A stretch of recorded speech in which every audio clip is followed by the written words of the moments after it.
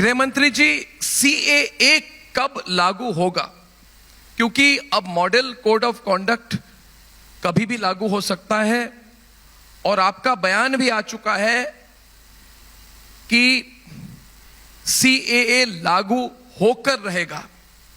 तो इस पर कोई टाइमलाइन आप कह सकते हैं कि कब होगा? मैं फिर से कहता हूं, सीएए देश का कानून है, पत्थर पर लकीर है, ये वास्तविकता है, ये लागू होगा ही होगा और इस चुनाव के पहले होगा। इस चुनाव के पहले होगा, इस चुनाव के पहले होगा। ये बहुत बड़ी बात कही है आज। मैं तो ये कह सकता हूं कि ये हाहाकार हो गई आपने जो बात अभी कही है। गृह मंत्री जी ने बहुत बड़ी बात हम सबके सामने प्रणव जी, तालियां बज गई, कोई धमाका नहीं। ये बात मैं 10 बार बता चुका हूं। नहीं, मगर आप चुनाव के पहले सीए लागू होगा। इस देश का कानून है, इसको कोई नहीं रोक सकता। फैंटास्टिक।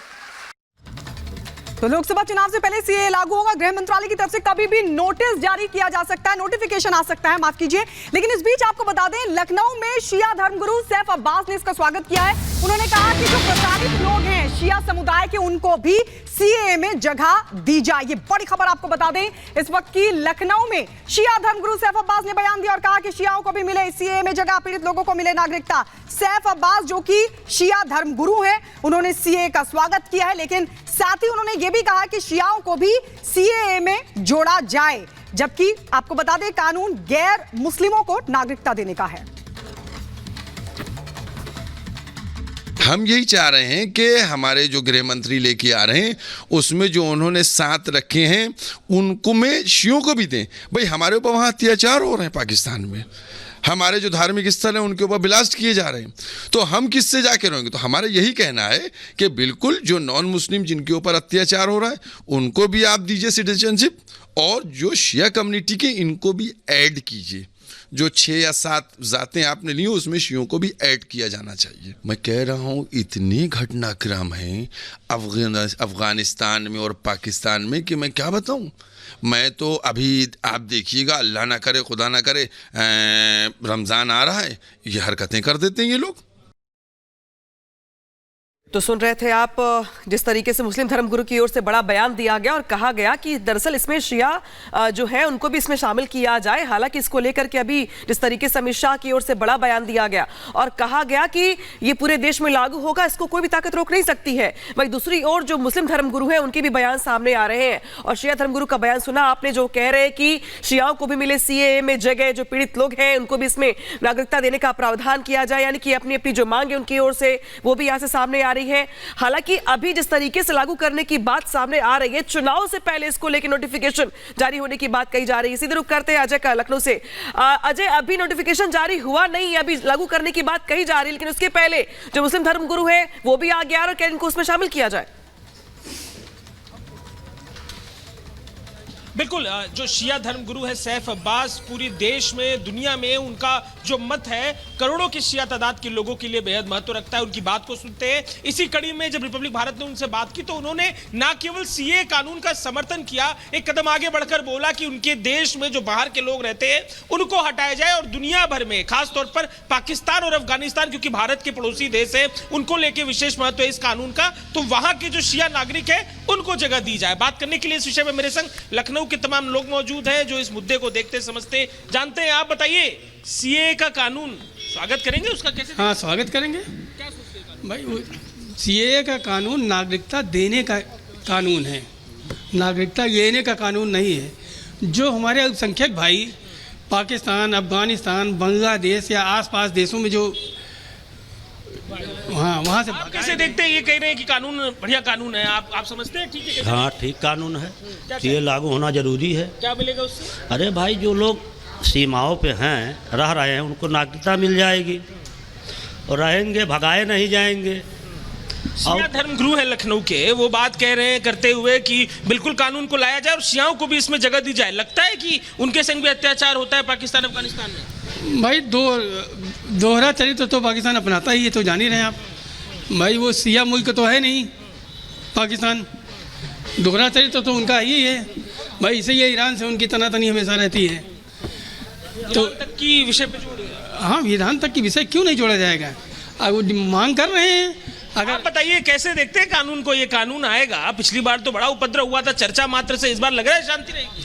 नहीं, शांति रहेगी। देखिए, सरकार जो भी कानून बनाती है उस पर जो है गहन अध्ययन करना चाहिए, और बनाए हैं, बहुत अच्छी बात है, लेकिन उसके साथ साथ समान शिक्षा का अधिकार भी बनाना चाहिए, न कि जो है जो जरूरी चीज़ें हैं उसको न बना के और जो उस तरह का है उसमें गुमराह कर रहे हैं। सीएए का कोई फायदा नहीं है, क्योंकि जब तक दृढ़ इच्छा शक्ति नहीं रखेंगे तब तक कोई कानून पूर्ण रूप से लागू नहीं होता। बिल्कुल अजय, आपके पास हम लौटेंगे। लोग भी सीएए का स्वागत कर रहे हैं, गृह मंत्रालय कभी भी नोटिफिकेशन जारी कर सकता है, लेकिन इस बीच आइए बढ़ते आगे। एक बड़ी खबर आपको बता दें, और बड़ी खबर यह कि एनडीए का बिहार में सीट शेयरिंग को लेकर जो फॉर्मूला है वो लगभग तय माना जा रहा है। और इस बीच एलजेपी के नेता चिराग पासवान ने मुलाकात की है, जेपी नड्डा से मुलाकात की है। सीट शेयरिंग को लेकर दरअसल दोनों के बीच बातचीत हुई है। दिल्ली में नड्डा और चिराग ने की है मुलाकात। बिहार में सीट शेयरिंग पर मंथन हुआ है। हालांकि सीट शेयरिंग का जो फॉर्मूला है वो तकरीबन तय है, लेकिन चाचा और भतीजे की लड़ाई में ऐसा लग रहा है कि बात कहीं अटकी हुई है, और इसीलिए जेपी नड्डा के साथ चिराग पासवान ने मुलाकात की है। दोनों के बीच बातचीत हुई है, दोनों के बीच दिल्ली में मंथन हुआ है, और यह माना जा रहा है कि लगभग तय है फॉर्मूला सीट शेयरिंग का।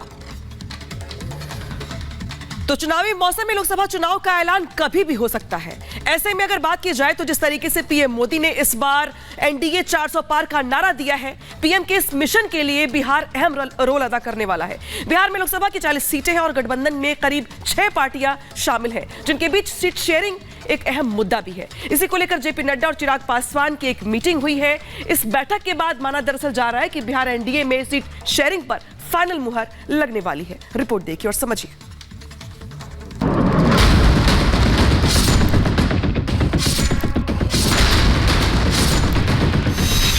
बिहार में लोकसभा चुनाव के लिए जारी सियासी हलचल के बीच बीजेपी के राष्ट्रीय अध्यक्ष जेपी नड्डा और चिराग पासवान की दिल्ली में मुलाकात हुई।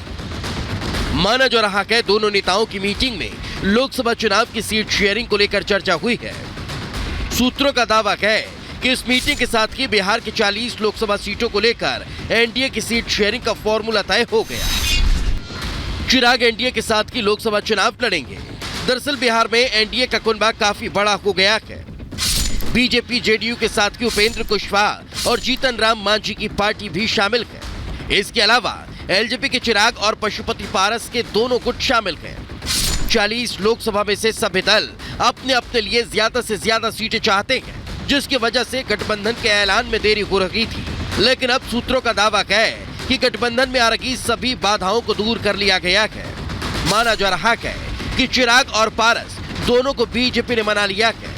सूत्रों का दावा है बीजेपी 20 से 22 सीटों पर लोकसभा चुनाव लड़ सकती है। जेडीयू 12 से 14 सीटों पर चुनाव लड़ सकती है। चिराग और पारस दोनों को 3-3 सीटें दी जा सकती है।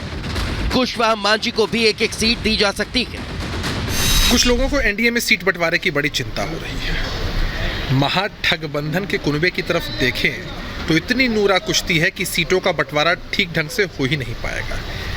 अगर बात करें एनडीए के कुनबे की तो सभी पार्टियां इंटैक्ट है और सही समय पर न सिर्फ सीटों का बंटवारा होगा बल्कि प्रत्याशी भी अनाउंस हो जाएंगे, और इसका नतीजा चुनाव में देखने को मिलेगा जब जनता 40 में से 40 सीटें एनडीए के कुनबे को जिता देगी। गठबंधन के दलों को दी जाने वाली लोकसभा सीटों की संख्या में थोड़ा बहुत फेरबदल भी संभव है, जिससे ज्यादा से ज्यादा सीटों पर एनडीए को मजबूत प्रत्याशी मिल सके।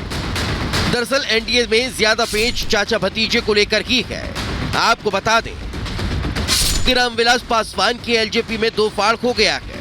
चिराग और पारस दोनों अपनी एलजेपी को असली बता रहे हैं। दोनों गुट पिछली बार जीती 6 सीटों पर दावा ठोक रहे हैं। चिराग चाचा पारस की सीट हाजीपुर से लड़ना चाहते हैं, लेकिन बीजेपी ने एलजेपी के दोनों गुटों को साथ लिया है। दोनों गुटों के खाते में 2-2 या 3-3 लोकसभा सीटें आ सकती हैं। एनडीए में सीट शेयरिंग कोई समस्या नहीं है। उद्देश्य एक है, भारत के यशस्वी प्रधानमंत्री आदरणीय नरेंद्र भाई मोदी को पुनः प्रधानमंत्री बनाना। इसलिए भारतीय जनता पार्टी के साथ साथ सारे घटक दल एक उद्देश्य को लेकर के चल रहे हैं, और सीट शेयरिंग कोई समस्या ही नहीं है। समय रहते सीट शेयरिंग भी होगा, सबके दिल मिले हुए हैं, इसलिए कहीं कोई समस्या नहीं है। आपको बता दें कि चिराग के चाचा पशुपति पारस पहले ही कह चुके हैं कि उन्हें बीजेपी नेतृत्व पर पूरा भरोसा है कि उन्हें सीटों के बंटवारे में उनका पूरा हक मिलेगा।